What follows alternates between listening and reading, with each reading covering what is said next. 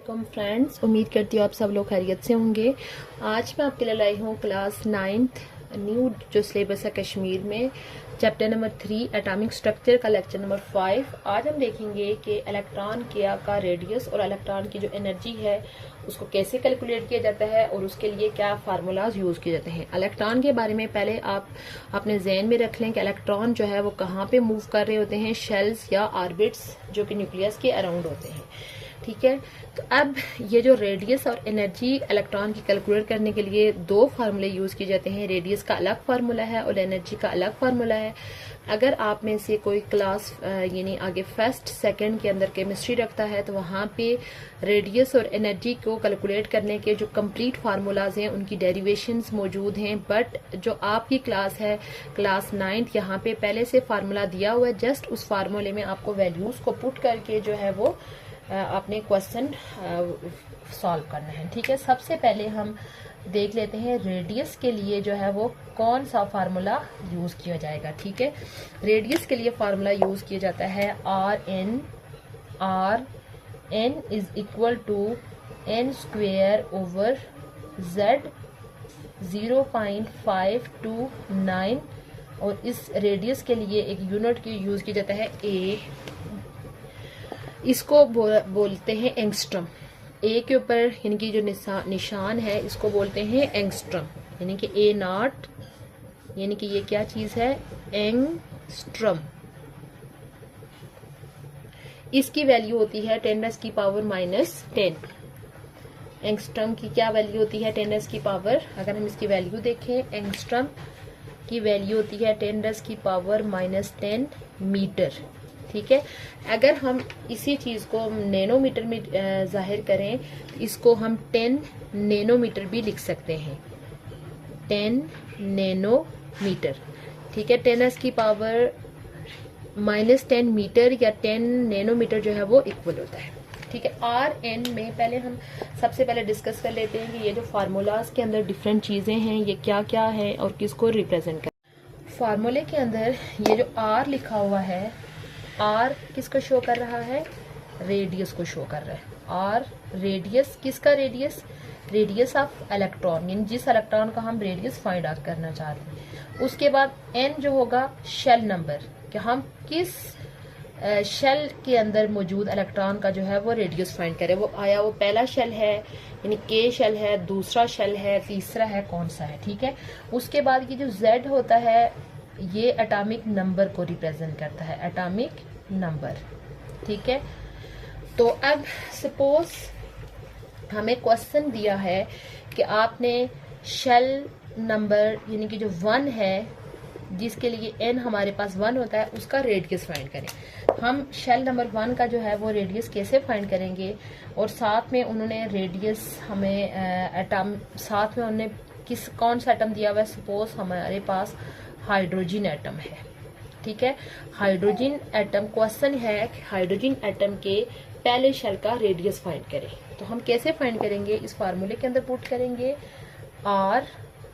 ठीक है, एन की जगह हमने 1 लिख लेना है, is equal to N square की जगह हम लिख लेंगे 1 का स्क्वेयर ओवर हाइड्रोजन का एटॉमिक नंबर कितना होता है हमारे पास 1 होता है, उसको हम मल्टीप्लाई करेंगे 0.529 के साथ।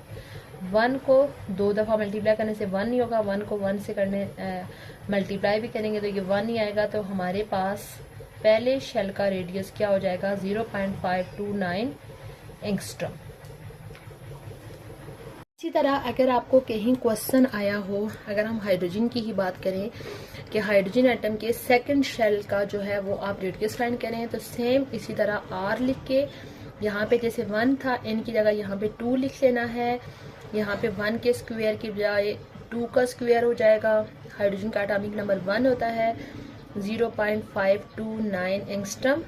2 को जब 2 दफा करेंगे तो ये हमारे पास 4 हो जाएगा। 0.529 4 जब 0.529 के साथ मल्टीप्लाई करेगा ये 2.12 हो जाता है एंगस्ट्रम, यानी हाइड्रोजन के सेकंड शेल का रेडियस हमारे पास होता है 2.12 एंगस्ट्रॉम। इसी तरह आप कोई भी एटम आपके पास मौजूद हो, उसका एटॉमिक नंबर अगर आपको आता हो और वहाँ पे शेल नंबर मेंशन होगा, जस्ट आपने इस फार्मूले में सिंपल पुट करके जो है वो रेडियस फाइंड आउट कर लेना है।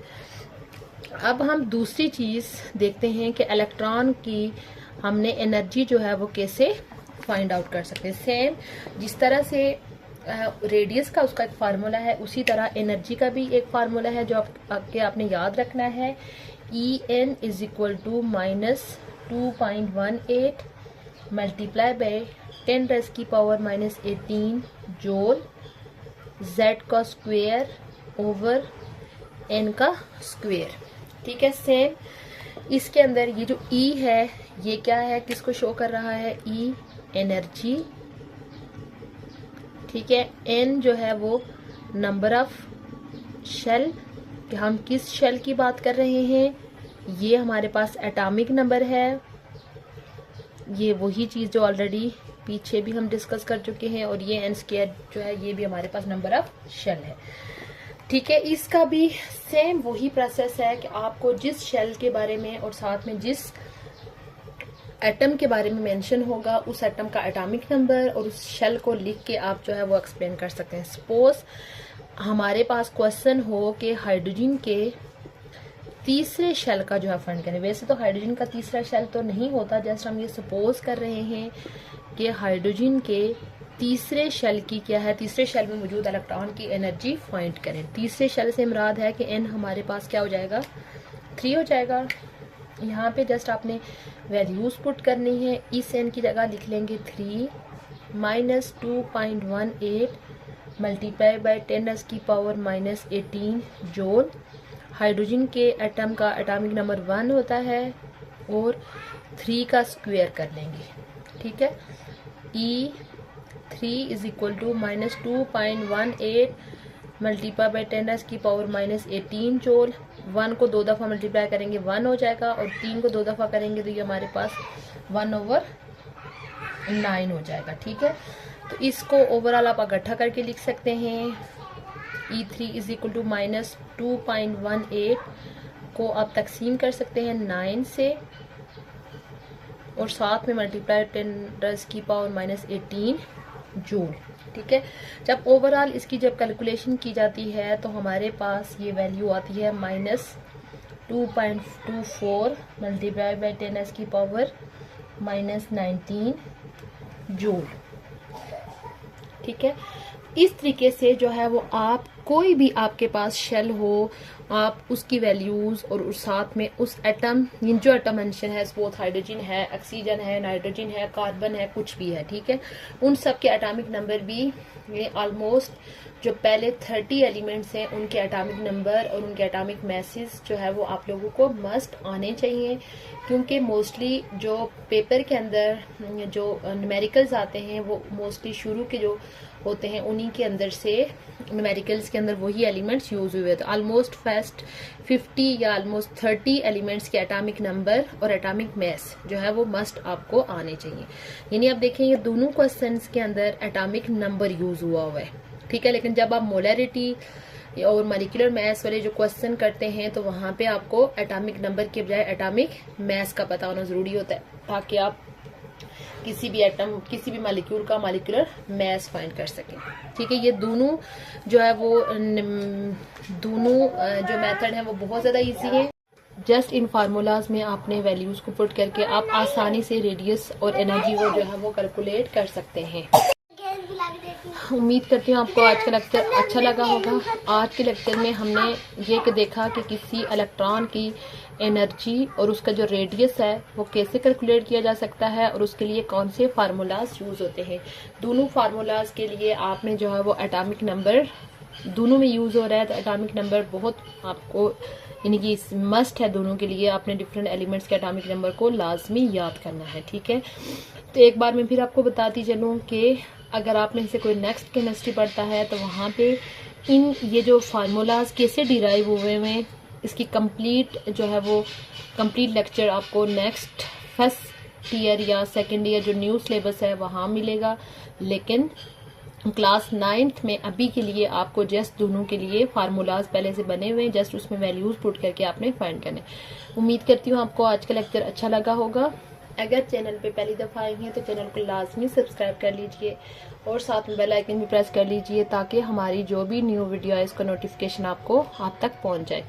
इंशाल्लाह बहुत जल्द मैं न्यू टॉपिक के साथ हाजिर होंगी। तब तक के लिए अल्लाह हाफिज़।